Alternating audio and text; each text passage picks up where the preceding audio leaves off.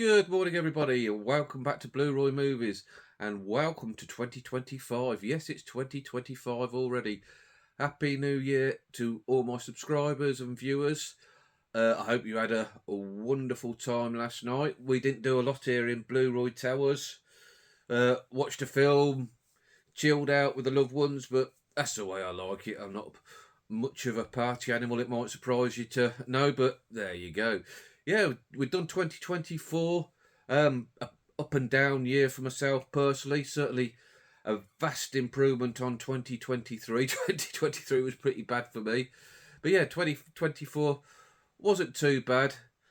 Uh, the highlight of the year, possibly the channel. It was my first full year on YouTube, and I really enjoyed it, and that's thanks to you guys. My channel's been growing steadily, nothing spectacular, but I'm not bothered by that. It's quality of viewers over quantity will always reign supreme for myself. Yeah, I've been having a really good time with it, and as long as I continue to do so, I should carry on doing it. And I've met some wonderful people over the past 12 months, people I now consider friends and will be friends forever. Yeah, really awesome. I think the best thing about doing YouTube for myself is the interactions. Like, I love the comments. I've loved the comments. Getting some great comments over the last 12 months or so. Just makes my day. Like when I read something, like quite a few times people have reached out and said, Roy, I've watched this film because I saw it on your channel. I'd never heard of it before, and now it's one of my favourite films. It just gives me a buzz that I could introduce films to different people, because I do watch some quite obscure stuff sometimes, and yeah, you've got to spread the movie world. Actually, a highlight as well. The other day, somebody reached out to me and said they were thinking of starting up a channel and asked me for some tips, which it just made me feel good. It blew me away because I don't consider myself brilliant at this. I know there's a lot of people that are far better than me and far more polished than me, but to think that somebody would reach out to me and ask me for tips, it just made my day. But anyway, that's enough of waffling. Like I say, Happy New Year. Today, what we're going to do, I'm going to break down my 2024 in movie watching. Now, I've got this idea from Neil's movie channel. He done it yesterday, and he did a brilliant job.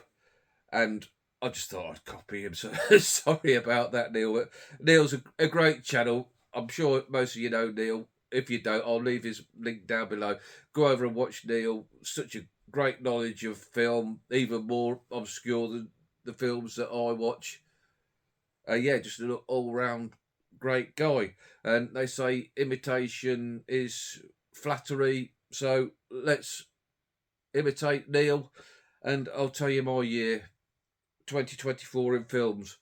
Right, I watched 430 films over the course of the year, which is actually down a little bit from last year. I think I watched 497 last year. I reckon that's because the year before I never worked because of recovering from illness, and now I've started like a little full-time job, so that's taken up some of my time, which isn't a bad thing, I don't think. Uh, Clocking on 500 was a bit obsessive. I spent 775 hours watching films. The average length of movie I watch is 1 hour 48 minutes, apparently. Now, all these stats are from Letterboxd. Uh, if you have the ordinary level Letterboxd, you don't get all these stats. But if you pay, I think it's 15 quid a month to GoPro, it opens up a wealth of information for you. Now, I think it's the best £15 I spend every year. Yes, sir. An average length of movie for me is 1 hour 48 minutes. I spent 30 days, 32 days watching films. That's over a month just watching films, which I don't know whether I'm proud of myself or ashamed of myself. I'll let you guys decide that. Probably a bit of both, to be honest. Uh, Films I tend to watch most by day. I watched 92 films on a Thursday. I think Thursday is the day where I seem to have less on and a day that I sort of recharge my batteries, and a lot of the times I just watch films. So yeah, 92 films I watched on Thursdays. Saturdays are the least days, surprisingly, you may think, that I watch films. I know a lot of you guys watch films at the weekend, and I only watch 33 films on a Saturday. Now, Saturday there's a football on. Uh, I tend to meet my friend for a couple of hours on a Saturday, so that probably accounts for that. So yeah, I bet you guys, a lot of it be flipped the other way around. Like your Saturday be highest and a midweek day be the lowest. The first film I watched last year was by one of my favourite directors, Samuel Fuller, and that was Shock Corridor.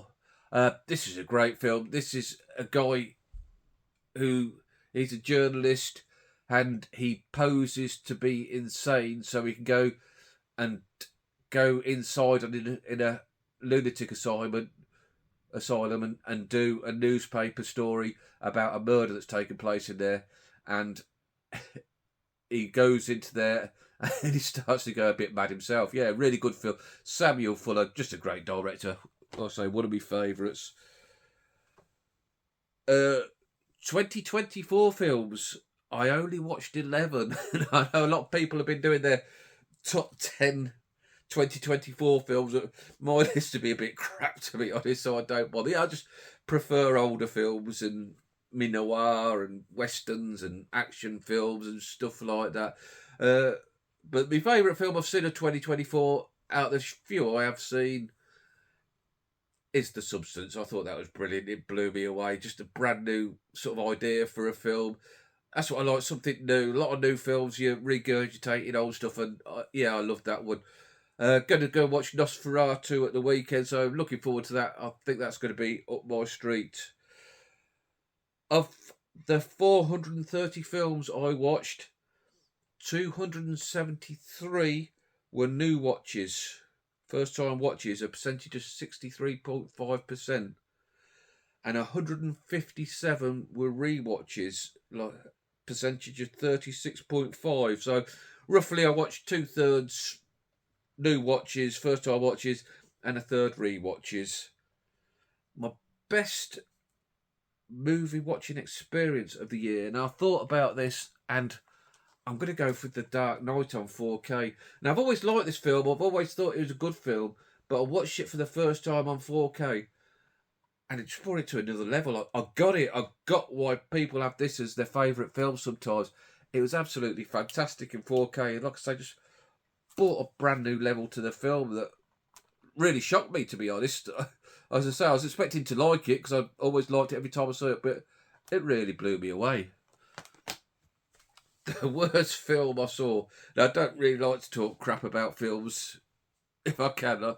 I want to go into a film and love everything I watch because that's what you want, isn't it? But the worst film I saw all year was out of the Arrow video store box set, whatever it's called, Dungeon Master. Now, this film was absolutely pants, to quote Sammy G. It's really terrible. Boring story. Oh, crap acting. Awful special effects. The worst film I've seen last year and probably for many a year. Unfortunately, I've got to keep it because it's part of the box set. But if it's a standalone release, that would have been getting slung probably halfway up the street by now. Yeah, absolutely shocking. Most watched actor, Samuel L. Jackson with 14 films. I think Samuel L. Jackson pretty much in every film that's been released in history, I think. Yeah, so 14 films. Have a quick drink. World's Best Dad mug. And I bought it myself. That's a true story. Most watched actress, Betty Davis, 7 films. And I think Neil had Betty Davis as his most watched actress. So there's a coincidence. Yeah, I bought a couple of box sets of Betty Davis in the year and discovered some brilliant films of hers. And I've still got another box set to go, so I must get round to that because I've been procrastinating on that a bit. Yeah, Betty Davis, just a brilliant magnetic actress she is, and she always plays this sort of character with a bit of edge to her. And yeah, awesome. I just love her films. Right, most watched directors. Uh, Anton Fuqua, 6 films. Mainly because I think I watched the Equalizer trilogy again, and he directed all 3 of them, and they're all films I like. Yeah, so he topped it at 6. If probably a surprise to you guys who know what sort of films I watched, he'd be my most watched director. But there you go. Next up was Spielberg, 5 films, and then John Ford, 5 films. The oldest film I watched was from 1916, directed by Stuart Payton, and that was the silent version of the 20,000 Leagues Under the Sea, which I quite enjoyed. It was a decent film, good silent film. The longest film I saw, which actually it's probably a bit of a mini series, was the John Mills version of Quatermass, which lasted for 200 minutes. And the shortest film I saw was a short called His Wedding Night for 20 minutes, starring and directed by Fatty Arbuckle. And I watched that because I started tucking into, I think you can see it there, it is my Buster Keaton short set, which is a fantastic release. So yeah, that has been my year in movies, my 2024 in movies. Movie watching going forward for 2025. I really want to start watching some films that I should have watched by now, and mainly because they're too long. I've got quite a long list of them. I might do a separate video on that and try and watch one per list or something, one per month or something from the list, and I'll do maybe a forfeit if I don't do it. So yeah, like I say, again, Happy New Year, everybody. Give us a like if you've liked what I've done here today. Maybe thinking about subscribing if you want to hear more of this twaddle. And I'll catch you all later. Ta-ra.